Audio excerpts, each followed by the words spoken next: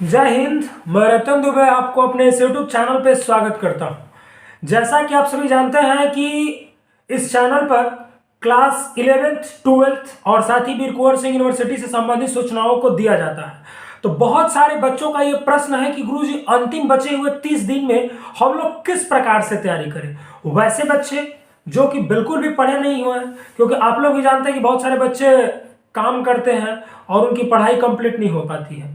बहुत सारे वैसे ही बच्चे हैं जो सिलेबस को कंप्लीट कर चुके हैं, लेकिन अंतिम 30 दिनों में किस प्रकार से पढ़े ताकि ओवरऑल जो परसेंटेज बने वो बहुत अच्छा यानी कि 90+ बने। तो उन्हीं चीजों को लेके मैं आपके समक्ष आया हूं। हमारे साथ जैसा कि आप देख रहे हैं हमारे लेफ्ट और राइट दोनों साइड में राहुल दुबे और भोला मिश्रा। राहुल सर जो कि आपको मैथ पढ़ाते हैं, ऑफलाइन क्लासेस में बहुत ही सुप्रसिद्ध शिक्षक हैं, और साथ ही हमारे साथ भोला सर भी हैं जो कि सिमरी और डुमरांव जैसे शहरों में जाकर अपना परचम लहराए हुए हैं। इन्हीं सारे प्रश्नों को ये सर हमारे साथ जो जुड़े हुए हैं जवाब देंगे, जो प्रश्न आप लोगों ने हमसे किया है। पहला प्रश्न जो बच्चों ने किया है वो है कि सर अंतिम 30 दिन में किस प्रकार से पढ़े। आइए भोला सर से जानते हैं कि फिजिक्स अंतिम 30 दिनों में किस प्रकार से सर पढ़े। सर बच्चों का सवाल कि अंतिम 30 दिन में कैसे फिजिक्स को पढ़े, किस प्रकार से तैयारी करें ताकि हमारा ऑब्जेक्टिव भी कंप्लीट हो जाए और जो लिखने वाला थ्योरी है वो भी कंप्लीट हो जाए। बहुत बहुत धन्यवाद रतन जी। आपके चैनल पर उन विद्यार्थियों को भी बहुत बहुत धन्यवाद देते हैं जो हमारी बातों को ध्यानपूर्वक सुनेंगे।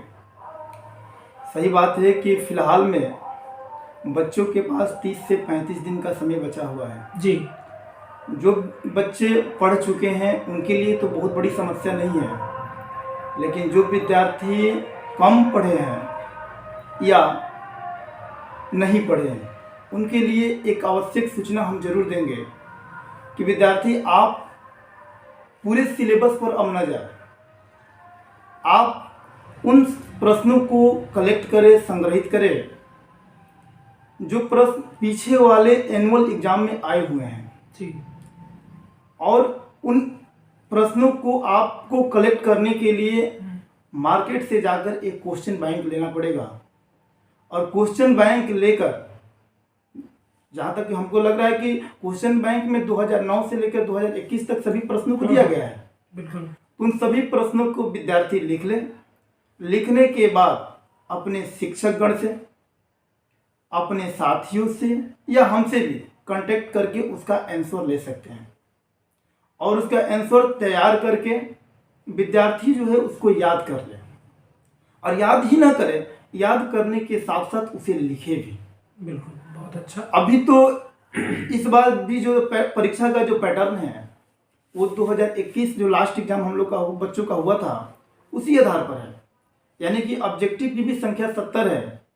जो 2 नंबर वाले जो सब्जेक्टिव है, 2 नंबर वाले जो प्रश्न की संख्या उसमें भी 20 है, जिसमें 10 ही करना है। बच्चे का प्रश्न ये भी है कि ऑब्जेक्टिव के बारे में आपका विचार क्या है, मतलब अंतिम समय में किस प्रकार से ऑब्जेक्टिव पढ़े। देखिए रतन जी, ऑब्जेक्टिव के लिए जो विद्यार्थी हमारे पास पढ़ चुके हैं उनके लिए तो बहुत बड़ी समस्या नहीं है। हमने सिलेबस पूरा करने के बाद क्रैश कोर्स के माध्यम से बच्चों को उन प्रश्नों को भी हल कराया जो कि 2009 से लेकर 2021 तक प्रश्न आए हुए हैं। और साथ में ही हमने 500 ऑब्जेक्टिव, लगभग 500 ऑब्जेक्टिव था हमारा, तैयार किए थे मॉडल सेट, क्वेश्चन बैंक और बुक के माध्यम से, जो कि बच्चों को हम दे चुके हैं। लेकिन जो बच्चे हमारे साथ संपर्क में नहीं है उन बच्चों से मैं ये कहना चाहता हूँ कि आप जो है क्वेश्चन बैंक, जिसको हम बोले कि क्वेश्चन तैयार कर लीजिए, उसका टोटली ऑब्जेक्टिव भी आप लिखिए। और साथ में एक मॉडल सेट ऑब्जेक्टिव के लिए स्पेशली आप ले लें, क्योंकि देखिए सब्जेक्टिव एग्जाम और ऑब्जेक्टिव एग्जाम में 50% आपका जो है ऑब्जेक्टिव ही है। और ऑब्जेक्टिव मार्क्स स्कोरिंग करने के लिए बहुत ही मतलब सार्थक है। इसमें आपका यदि आंसर सही रहा तो 1 नंबर, कट गया तो 0 नंबर। तो मैं विद्यार्थियों से रिक्वेस्ट करूंगा कि विद्यार्थी आप सब्जेक्टिव के साथ साथ ऑब्जेक्टिव पर उतना ही फोकस करें, क्योंकि ऑब्जेक्टिव यदि आपका सही हो गया तो 1 नंबर आपको पक्का मिल जाएगा। सब्जेक्टिव हो सकता है कि 5 नंबर है तो लिखने के तौर तरीका पर आपको 4 नंबर या 3 नंबर मिलेगा, 2 नंबर हो तो 1.5 नंबर मिल सकता है, लेकिन ऑब्जेक्टिव में आपको 1 में 1 मिलेगा। बहुत अच्छा सर।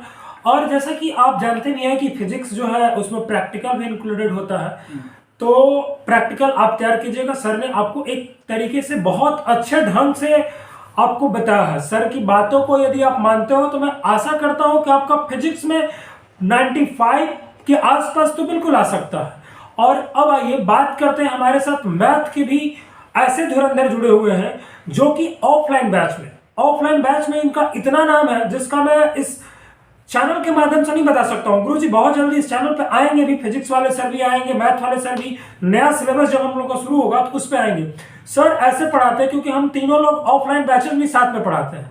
देखिए उसमें क्या होता है कि हम बहुत सारे ऐसे बच्चों को देखे जो आते थे, कहते सर मैथ में बहुत डर लगता है, कैसे होगा नहीं होगा।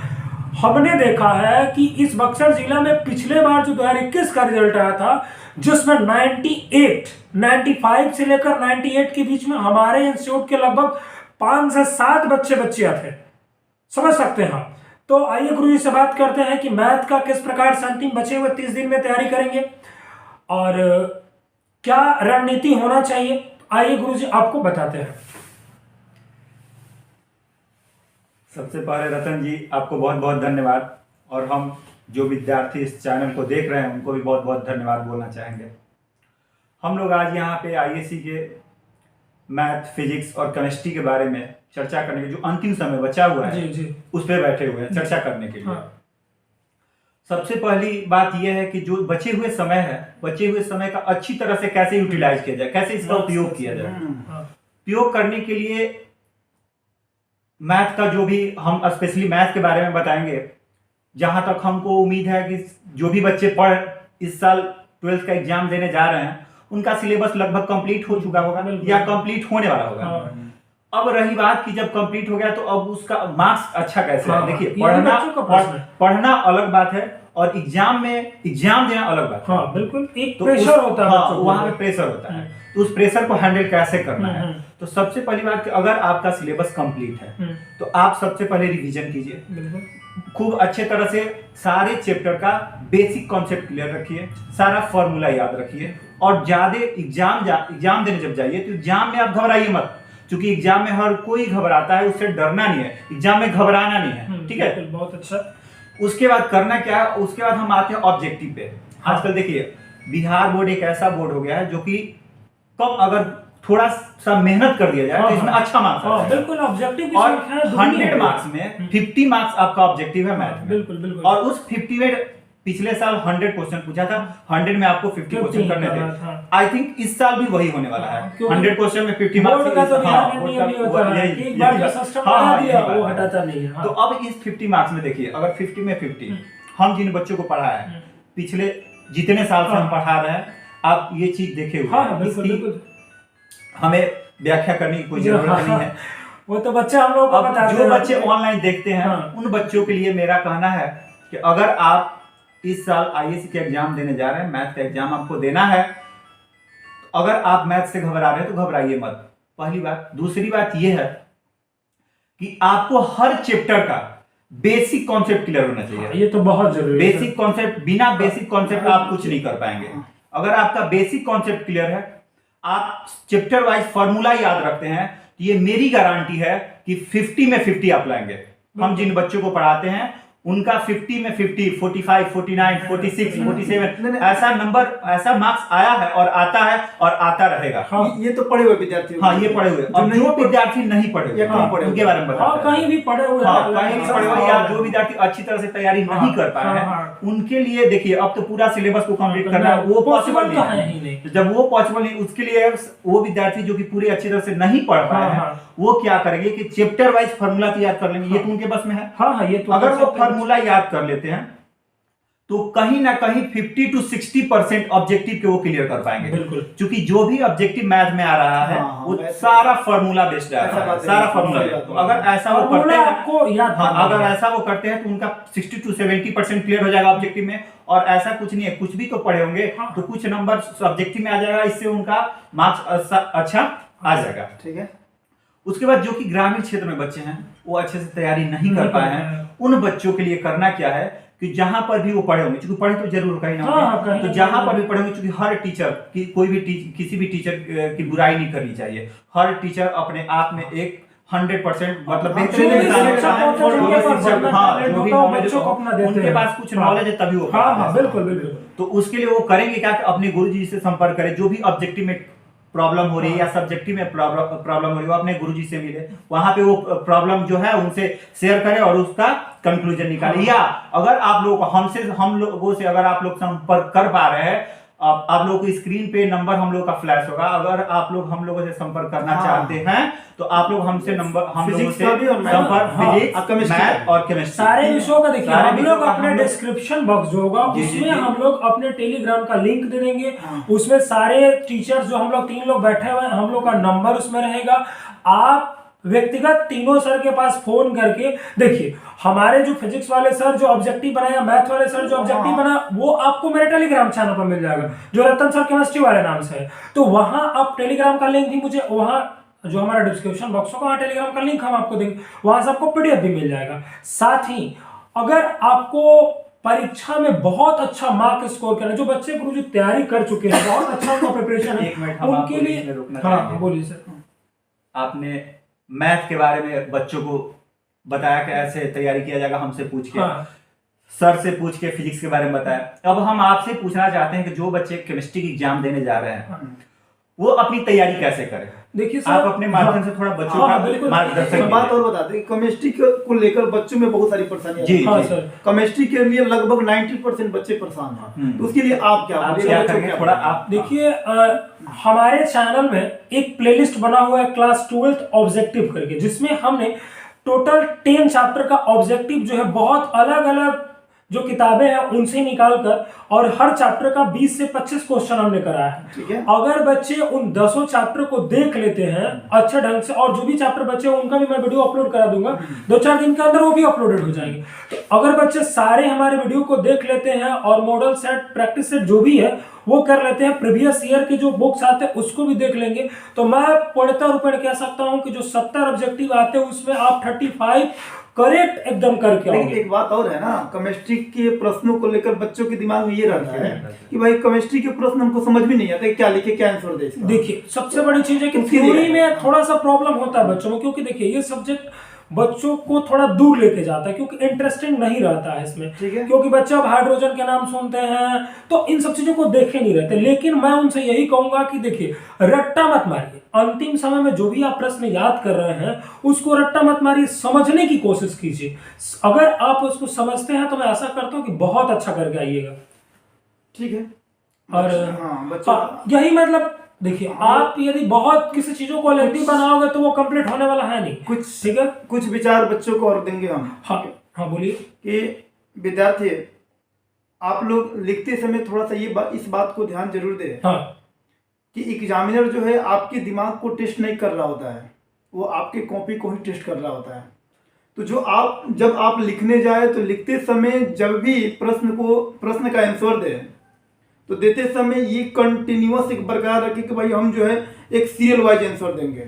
मतलब सीरियल वाइज का मतलब एक ही के बाद दो ही नहीं, एक के बाद 5 आता है, 5 के बाद 7 आता है, लेकिन जो प्रश्न आपको याद है उसका उत्तर जल्दी से दीजिए। ये ऐसा नहीं कि एक के बाद 17 दे दिए, 17 के बाद 12 दे दिए, 12 के बाद फिर 15 दे दिए, ऐसा नहीं, क्योंकि एग्जामिनर को चेक करने में दिक्कत होती है। हाँ। नंबर 2 बात कि जब लिखने चले आंसर देने चले तो जिस प्रश्न का आंसर दे कम से कम उसका हेडिंग कोई बोल्ड पेन से दे दे, ऐसा दे दे ताकि उसका हेडिंग जो है विजिबल रहे। हाँ बिल्कुल, मतलब जिससे आप ब्लैक पेन से आप दीजिएगा तो और अच्छा ब्लैक पेन रहेगा। से दे दीजिए हाँ। और ब्लू पेन से आप लिख दीजिए ताकि एग्जामिनर को लगे हाँ।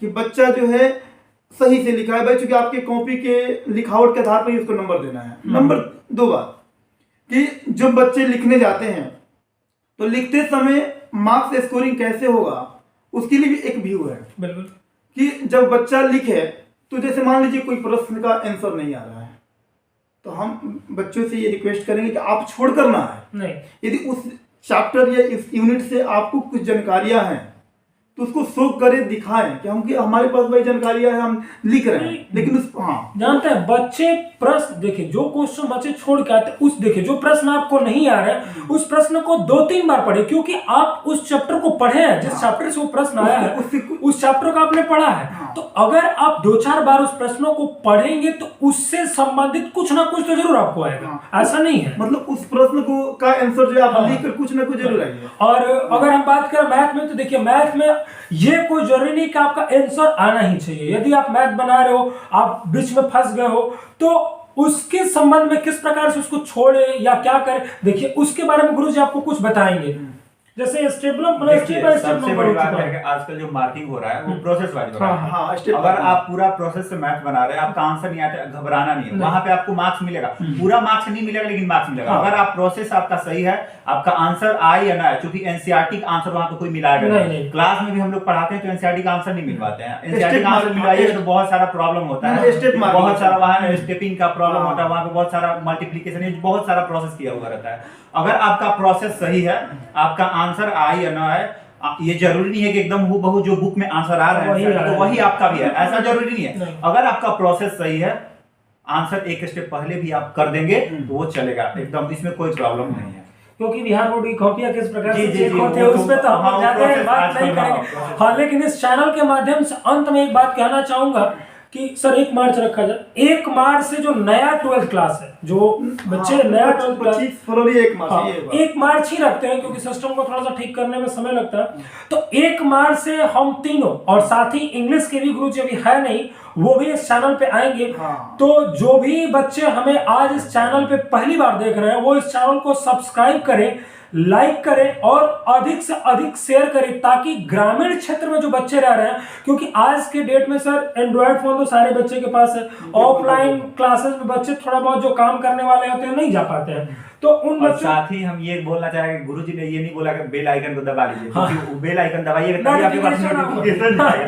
नोटिफिकेशन के लिए आप बेल आइकन जरूर दबाइएगा, क्योंकि यदि आप बेल आइकन नहीं दबाते हैं तो नोटिफिकेशन आपके पास नहीं पहुंचेगा।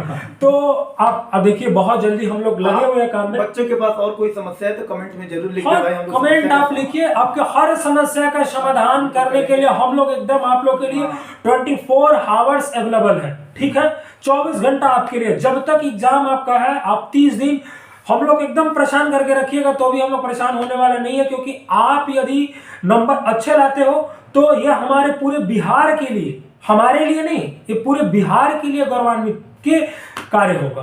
तो और विशेष कुछ तो नहीं, बच्चे की समस्या अगर फिर अगले नेक्स्ट वीडियो में हम लोग आपके साथ आएंगे। और साथ ही एग्जाम हॉल से इस चैनल के माध्यम से लाइव मैं लेके आऊंगा।